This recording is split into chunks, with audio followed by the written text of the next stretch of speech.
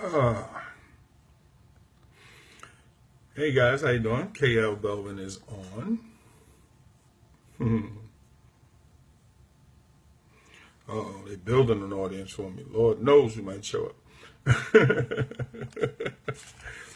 Gotta like it though. Wait a few minutes, give folks a chance to jump on before we get started. 6 things that you as a parent should know now that your child is back in school. Just 6 things. So this way I can kind of share those things with you. And so I want to welcome anybody that has just joined. We're going to get started.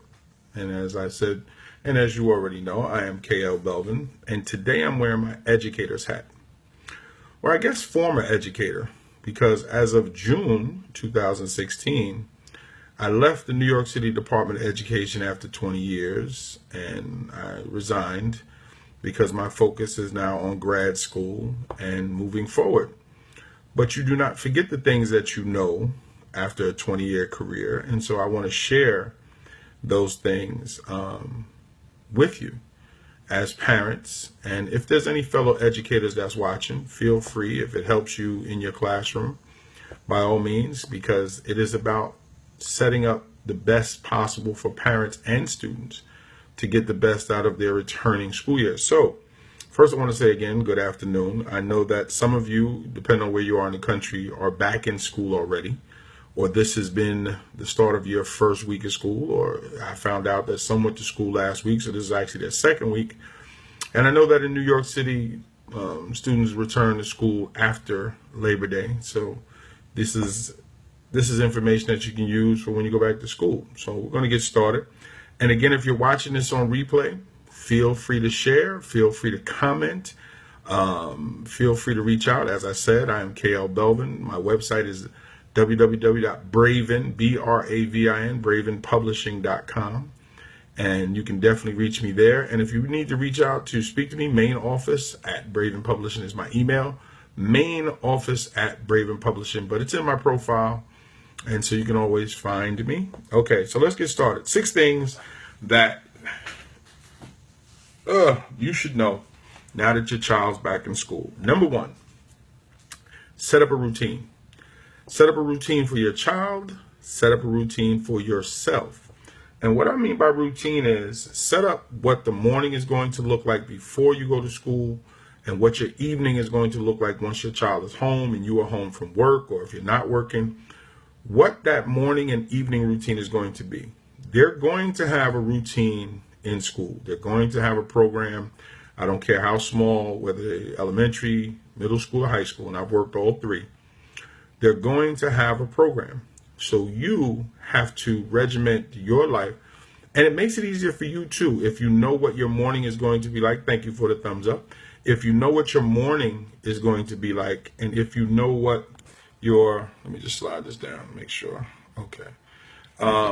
What your evening is going to be. It also, if your child knows what the evening is going to be, because the better the routine, the better the outcome. And you give your child the best opportunity to get work done, to know what time they're working with. And again, it is going to help with peace of mind for yourself. So set up a routine for yourself and your child.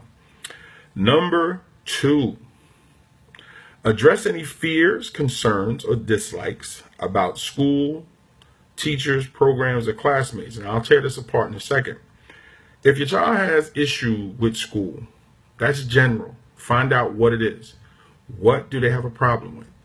What don't they like? Don't just say, deal with it, you got to go. Don't just say, oh, please, it's going to get better. Do not blow off your child's feelings like that. And I am telling you as a former dean of students, many a child that I've had sitting in my office, I'll say, well, let's get your mom and dad on the phone so we can talk. And they'll say they're not going to listen or they don't care. That is not where you want your child to be when dealing with anything. So address why they don't like school. If they were in 5th grade now and they're starting junior high school, they may not like the fact that all this is new now or they're in a new building. If they're in 9th grade now and they went from being the top of the mountain in junior high school to now being the little person in high school, that is a big transition. Whatever the transition is, if they were in pre-K, last year, and now they're in first grade. Whatever that transition is, do not just ignore when a child says they don't like school. Peel back that onion, figure out what it is, and help change it and change their mindset. If they don't like a teacher, now understand this, and this is very important. The first couple weeks of school, many teachers, especially younger teachers, are trying to establish themselves in those first couple of weeks. They want to make sure that things are in place, routines are in place, kids understand what they need to be doing, and discipline is in place. So it may not be the most fun place to be depending on how the teacher does it. So a kid may not like a teacher simply because they may not have met the full person that teacher is. They may not like how strong or how rigid the discipline might be in a particular teacher's class. Also, if they're going from, say, elementary school to junior high school, they're now dealing with multiple teachers, which means you're dealing with multiple personalities. So they might be used to the calm and cuddly and warm and fuzzy, and now they have maybe a hard line teacher. You don't know. So the idea is you have to address what that is and be open-minded about it. Listen to the complaint, because the complaint might actually just be about hard work. You don't know. But you never want to discount what they feel, but so you want to address it and make sure it's something that they feel comfortable with, because if it's something that can't be changed, then you want to be able to teach your child how to deal with that. If it's the program, and another reason why you check your child's program, your child might be having lunch at 10 o'clock in the morning. Now, you just gave them a big breakfast at 6 or 7 in the morning. And here their lunch is only 2 or 3 hours later. They're not hungry, but then all of a sudden at 12, 1 o'clock in the afternoon, they're hungry and there's no way to get anything to eat. You need to keep that in mind. You might need to come up or speak to someone at the school and see if there's a way to change the lunch. In some cases you can, and in some cases you cannot. You really need to check on that, or at least find a way to maybe speak to the school about your child being able to get a snack or taking time just to get something in them so they're not cranky, they're not out of it. And definitely if there's medical situations, whether a child has, say, diabetic or has medication and that child needs to eat, you need to understand what that program is and relay your concerns back to the school so something can be done about it, because that's something that's extremely important. And it is definitely something that's necessary. Oh, let me just switch this here. Okay, there we go. All right, get that up. Also, classmates. If you know your child is in class with someone that they should not be in class with, or someone that they don't get along with, say last year, maybe they were in different classes but had problems. Maybe they were in the same class last year and had problems. Address that early, because class rosters are not as set in the first couple weeks, because they're still dealing with absentees. You're still dealing with some kids whose family just took an extended vacation and they're not going to start school till the following week, especially in New York, because school starts after Labor Day. The teachers return Tuesday and Wednesday, and the kids come back Thursday and Friday. So some parents don't send their kids to school until the following Monday. They just give them an extra week off. And so that just wreaks havoc when you're in the classroom trying to get everything together. All of a sudden 4 or 5 or 6 new students pop up on your roster. So that's the best time to address classmate issues, program issues, those first couple weeks. So definitely take care of any fears or concerns that you may have or the child may have. Number 3, make sure within the first week, don't let it go more than 2 weeks. Really, there's no excuse the first week of full week of school that you have not reached out and contacted your child's teacher. Your child's teacher should have a working email address and a working phone number to reach you. Now, you don't want to give your home or work phone number to the teacher, because yes, there's some teachers that call as if you don't have a supervisor. You can go to Google Phone and set up a phone number just like you do for your cell phone, and you can set it up that when you get a notification from that, when you get a call, you will get a notification sent directly to your cell phone to let you know that you have a call and a voicemail. You then can check that voicemail and get back to the teacher. You can set it up that you can give that number, but it will come to your cell phone the same as if you had gave your cell phone number to somebody else. That's one thing that you can do. This way you'll just get the notification and not the call, so you're not being bothered with the direct call, and then you can call at your leisure. So it is definitely something that Google phone. It is also great for business too, because it allows you to to set up a separate number that you can use for business and then connect it right back to you. And you don't have to worry about somebody calling your job or calling your home at any type of hours. But that's not the reason of my point. My point is to make sure that your teacher and you have a direct linkage. So this way, anything that needs to be done, needs to be discussed with your child is there. Also, it lets your child know that there's a direct pipeline. So if there's anything wrong, you know they're going to reach you directly. That helps with discipline, helps with focus. I'm telling you, as a former dean, it definitely helps when I know I can get mom and dad directly and know that they're going to get back in touch with me. So that's something to consider. So make sure you contact your son or daughter's teacher in the first week. Do not let it go past 2 weeks. That's something that should be immediate. Number 4 are the things that you should know now that your child's back in school. And if you're just joining or you're watching replay, you guys know I am KL Belvin, and today I am wearing my educator's hat. So here we go. Let me just see here what's going on here. There we go. Make sure I got this right. Hey, I didn't see Yvette snuck in here. What's up, love? How are you? How you feeling? Hope you're feeling better. And also, I went to tell you I was going to post on your page. Sometimes pain means stop. So if you're in pain, stop. Okay. Number 4, start off strong in weak areas. If you were not strong last year in ELA or math or science or social studies or gym or anything, any subject that you were not strong in, the first couple weeks, try to start off as strong as possible. Try to push yourself to a higher plateau. So this way, if you're going to valley out, if you're going to decline, the decline is not so steep that you can't get back to a passing grade. Start out strong. You and your child sit down and help your child push early in the school year. The work is easier. Your child's teacher is doing more assessments so they can understand what's the best direction to teach. They're explaining expectations. They're getting all the foundational stuff in those first couple days of class. Start off strong. Get on top of it. Back to that routine that I was talking about. Put the necessary things in place that's going to help you push your child where they need to be, which is a passing grade, a great grade. Just passing is not enough. But if you fall down to just passing and all your other grades are high, okay. But start off strong. Number 5, and I got this. This was given to me years ago. I've held on to it. And so I share it with new teachers and anybody else that it can help. And that is 3 equals 33. Now, I'm not giving you a math problem. 3 equals 33. Basically, what that means is what you do in the first 3 weeks carries over for the next 33 weeks. A regular 10-month school year is about 36 weeks. And with that being the case, it is a long time. It is a long time to go from September or August to June. It is. You're talking about 10 long months, almost a year. So what you do in those first 3 weeks carries over for the rest of the school year.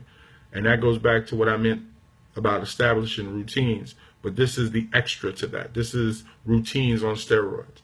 Make sure that you put yourself in a position that in those first 3 weeks, you have a strong foundation to what your school year is going to be. Because remember, you control your education. Your child controls their education. So together, the two of you are working together and you have a strong foundation, your child is going to do well. Because a teacher's not going to mess that up. Really not. And my last one is schedule some relaxation or downtime. Your son or daughter has been in summer mode for 2 months. They're now back in school. And that's a beautiful thing. You've set the routines. You've contacted the teacher. You have everything in place. They've been working hard. They get their homework done. They're doing everything.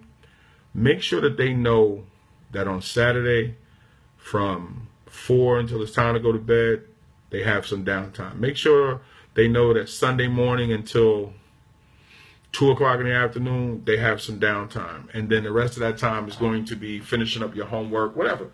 But it's how you see fit for your child. I can't tell you how to raise your child. I can only make suggestions.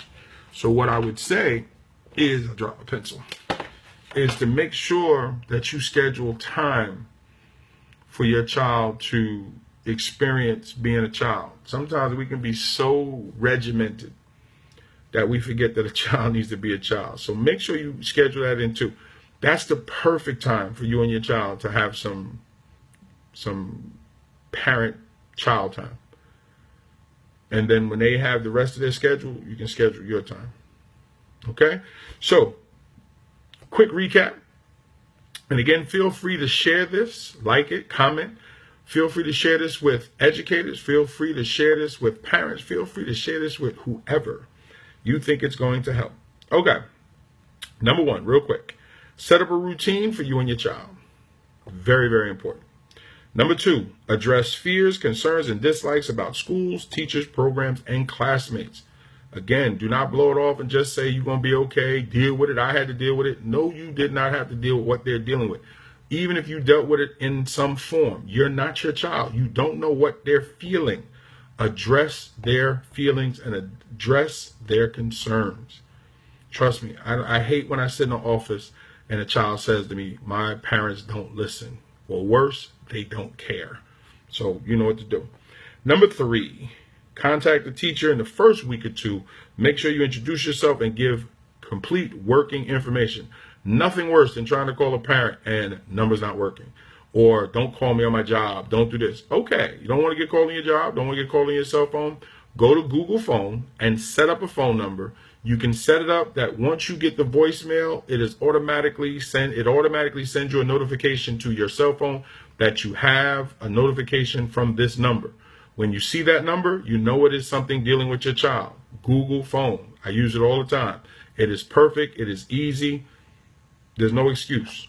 Okay? So you don't have to worry about teachers calling you all times an hour. You don't have to worry about the school calling you, because you still got to fill out that information on the blue card or the informational card. But the information that you give for a teacher to be able to reach you directly, that's the way to do it. Okay. Number 4, start out strong in weak areas. I don't care what the subject is. I don't care what your child struggles in. Try to start out as strong as possible to give your child the biggest opportunity to get a good grade in an area that they are weak in.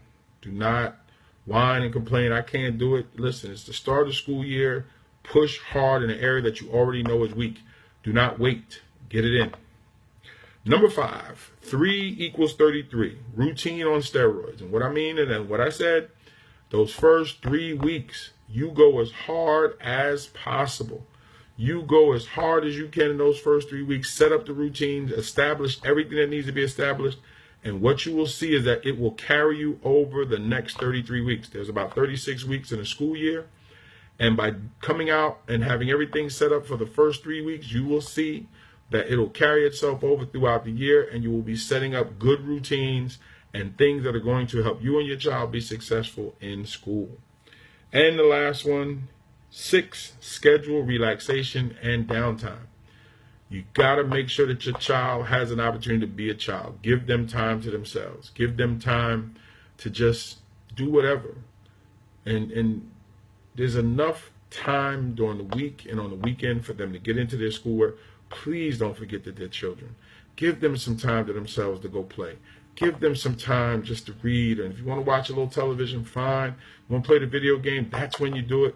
But make sure that they know that that time is coming. Sometimes the fact that you know the relaxation is coming, you work hard. Thank you for the thumbs up.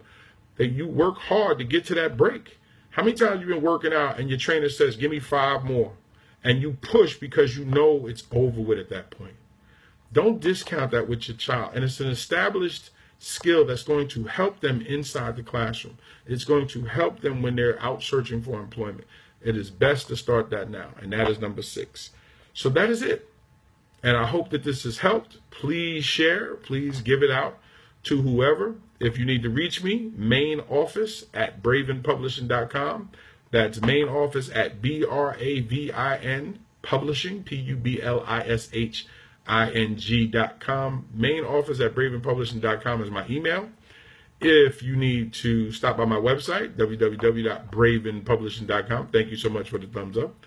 Bravenpublishing.com is the website. I am creating an education and consulting business which will roll out next September. So this time next year, I will be inside schools working with new teachers with things like this. I am also rolling out a new business in mentoring, as well as relationship consulting.